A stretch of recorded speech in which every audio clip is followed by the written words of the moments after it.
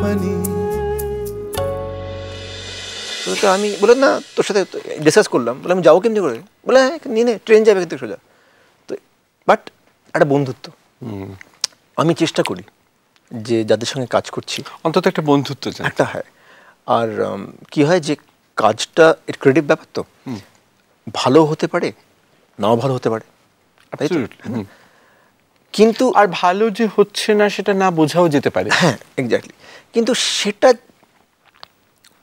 তার জন্যে যাতে একটা রিলেশনশিপ নষ্ট না হয়ে যায়, it should be independent of that. তুমি অ্যাস্ট্রোনমি তোমার একটা মেজর ইন্টারেস্ট, তুমি যখন তখন একা একা বেড়াতে চলে যাও। কারেক্ট। তুমি এতটা বছর দিল্লিতে কাটিয়েছো, উত্তর ভারতে বড় হয়েছো, এখন এই যে সে বম্বেতে পাকাপাকি বসেছো এবং বলিউডের সঙ্গে নেগোশিয়েট করছো রোজ, সেটা কি করে করছো? আমি যখন প্রথম যখন এসেছিলাম, আমাকে বম্বেতে একজন এসে বললো যে আমি ন্যাচারালি শুরু করতে এসেছি, আমি আপকে সামান হয়ে গেছে তখন, আমি মানকে মঞ্জুরি হয়নি আপকে সামান। আর আমাকে জাভেদ সাহেব অনেকবার বলেছে যে তুই দিল্লি থেকেই করছিস, তুই বম্বে।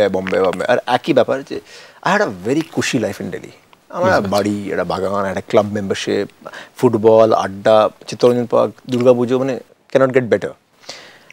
কিন্তু ক্যানভাসটা ছোট ছিল, টেলিভিশন অ্যাডস। আমি একটা ইচ্ছে ছিল যে একটা সিনেমার ক্যানভাসটা, যেটা একটা লিওর হয় সবেকার, আমি তার জন্য এসেছিলাম। তো কিছুদিন পরে একজনের সাথে দেখা হলো, সে বললো যে এইসব তো ঠিক আছে, তোমার সিটিং রুম আছে কোনো? আমি জানতাম না সিটিং রুমটা কি হয়। বসার ঘর, হ্যাঁ আছে বসার ঘর। বসার ঘর কোথায় আছে?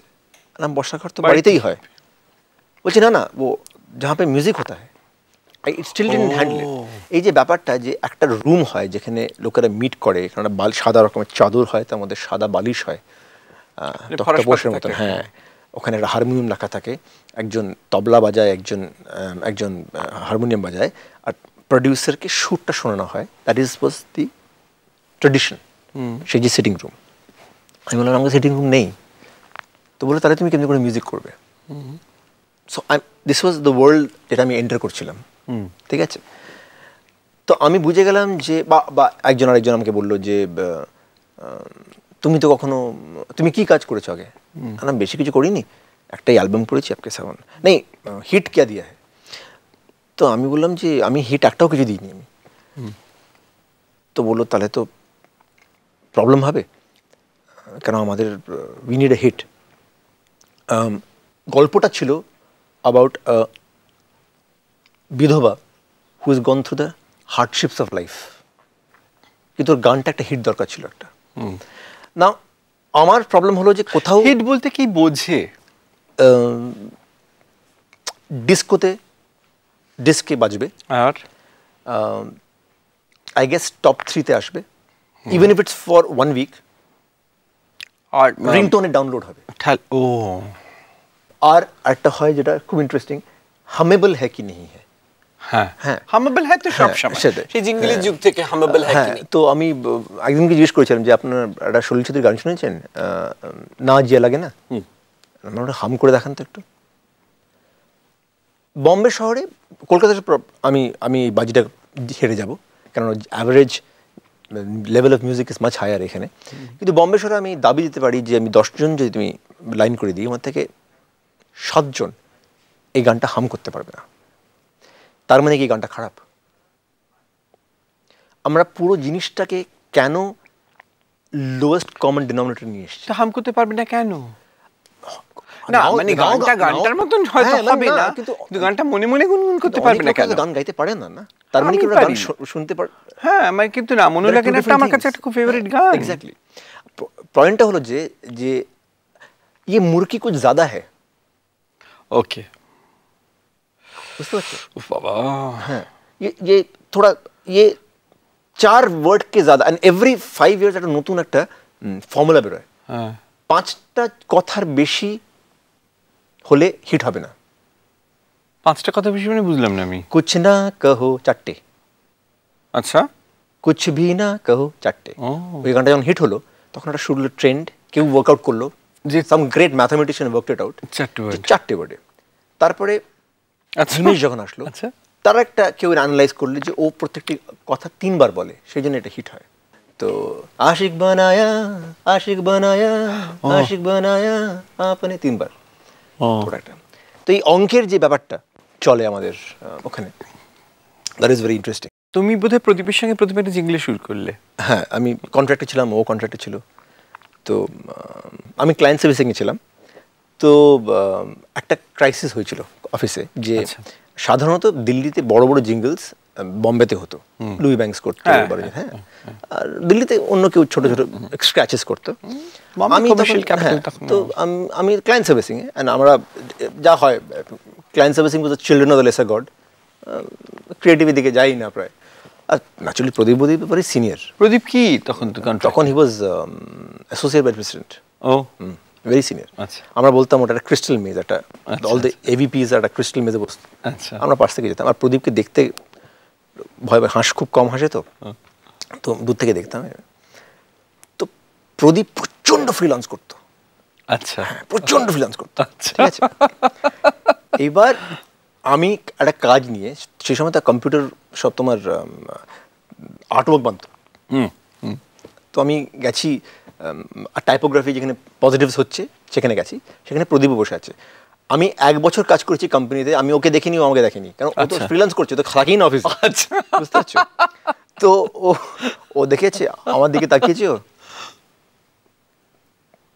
ও মাথায় হি ইজ ফিগার্ড আউট যে আমি সাম পিয়ন টাইপের গায়, ঠিক আছে। ওর খুব ভালো, ওটা ওর সব ওর জাজমেন্টগুলো বেসিক কাজ করে, বেসিক কাজ করে, পিয়ন টাইপের ছিল। তো আমাকে বলছে কাহা কাম করতে হো, এই টোন, আমি কন্ট্রাক্ট মে। আচ্ছা, তো হিজ ফিগার্ড আউট যে আমি এই যে আর্টওয়ার্ক যেটা নিয়ে এসেছি, I M A delivery boy.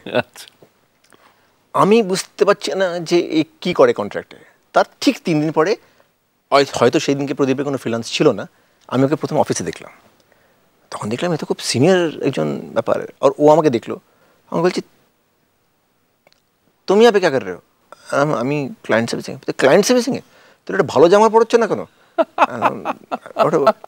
এখন এই this is my introduction to him, বুঝতে পারছো। এইবার এই ক্রাইসিসটা হয়েছে, প্রদীপ চেঁচামেচি করছে, আমি ক্লায়েন্ট সার্ভিসিং বলছে যে আগে বলনি কেন, যে বেসিক্যালি হয়েছে এই যে 3 দিনের মধ্যে একটা প্রেজেন্টেশন করতে হবে। Now there is no physical time to send the job, ওরা করবে, ফেরত দেবে, একমাত্র ব্যাপার। আর সেকেন্ড মাত্র ব্যাপার যে কোনো একটা পুরোনো পেমেন্ট নিয়ে ব্যাপার হয়েছে, তো ওরা বলেছে যতক্ষণ না আগের পেমেন্টটা ক্লিয়ার হবে আমি এটা কাজটা করবো না, ঠিক আছে। এবার করতে পারতে, এবার প্যানিক। আমার বস হঠাৎ মনে হচ্ছে, আমার বায়োডাটাতে লেখা আছে ওই সাধারণত হয় না এক্সট্রা কারিকুলার অ্যাক্টিভিটিস, তার মধ্যে এই কলেজ ফেস্টিভ্যালে গান করেছি, এই করেছি। ও এত ডেসপারেট যে ও বলছে যে শান্তনু তো গানা বাজানা করতে হয় না? হ্যাঁ, বলো আজা। হ্যাঁ, আমি তো জানি না যে আমাকে নিয়ে যাচ্ছে প্রদীপের কাছে। তো প্রদীপ এরকম চেঁচামেচি করছে, ঘটনা বলছে ইয়ে বহুত আচ্ছা গানা বাজানা করতে হয়। আবার সেকেন্ড ইন্ট্রোডাকশন, যেই লোকটাকে পিয়ন ভেবেছিল, হ্যাঁ বুঝতে পারছে, যে বলেছিলাম যে খারাপ জামা কাপড় পরেছে। এবার থার্ড আমি ঢুকেছি, বলছে ক্যা? আমি জানি না, আমাকে নিয়ে এসছে। বলে ই ক্যা করেগা? বলো ও মিউজিক করবে। তুমি মিউজিক করবে? ন্যাচুরালি যদি কোনো লোক এরকম করে জিজ্ঞেস করে ভয়ের চোটে, আমি বলেছি না, আমি মিউজিক করবো না। মানে খুবই, আমি করতে চাই না, আমার মিউজিক ভালো লাগে না। তো বলছে যে তোর খারাপ লেগেছে একটু, যে আমাকে বলছে বসো, বসেছি। আচ্ছা, আমি কখনো সেই সময়, because the creative divide and the servicing divide was so strong, আমি কখনো ক্রিয়েটিভে ঢুকিনি, কখনো জিঙ্গল যে কী হয়, কখনো স্টুডিওতেও যাইনি, বুঝতে পারছো, অবে ফ্রম ইট। হ্যাঁ, একটা ব্যাপার ছিল। তো আমাকে বললো যে তুমি কখনো জিঙ্গল বানিয়েছো? আলাম না। বললো কখনো তুমি সুর করেছো? বললাম হ্যাঁ, পুজোর সময় একটু গান টান করি। বাংলা গান না, হিন্দি করেছো? বললাম না, হিন্দি করিনি। তো এটা কেমনি করে করবে? আমরা এটা কি বলে, এটা আঙ্কেল চিপসের জন্য জিঙ্গল। আচ্ছা, তোমার কাছে কোনো ইনস্ট্রুমেন্ট আছে? বললাম না। কেমনি করে বাজাবে? বললাম টেবিল বাজিয়ে গান করি আমরা, যখন বিকেলে আড্ডা মারি, টেবিল বাজিয়ে। Now he is the creative inquisitiveness has increased, যে এই লোকটা কে? ওকে, হ্যাঁ, who is this peon? আচ্ছা, who is actually a servicing guy who wants to create a jingle with a table? তো বলছে কি রকমের টেবিল বাজাতে চাও? আর একটা বড় দেখে একটা কাজ করো, কনফারেন্স রুমে খুব ভালো টেবিল আছে, তুমি যাও, আমি আসছি। তো আমি গেলাম কনফারেন্স রুমে, একটা বড় একটা টেবিলের মধ্যে। এটা আমার ইনভলভ ব্যাপার, যে I generally get the tune in a flash. Okay. তো আমাকে কথাটা লেখা ছিল, বলে মেরে lips I love uncle chips. আর আমি গেলাম স্টুডিওতে, মানে ঘরে, তো আসলো, শুনি, আমি শোনালাম। বলে মেরে lips I love uncle chips. তোর ভাল লেগেছে, কিন্তু বলেনি আমাকে, কিছু বলেনি। ও যাচ্ছে, ওটা বানাবে কেমনি করে আমি জানি না। So he organized some arranger, he organized, যার কাছে ইনস্ট্রুমেন্ট থাকে। কিন্তু সেই সময় প্রথম আমি রেকর্ডিং স্টুডিওতে ঢুকলাম।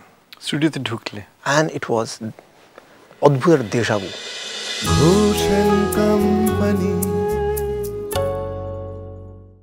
স্টার জলসার প্রিয় শো দেখার জন্য সাবস্ক্রাইব করুন আমাদের ইউটিউব চ্যানেলে এবং আপডেটেড থাকার জন্য প্রেস করুন বেল আইকন। চলো চলো চলো চলো পাল্টাই।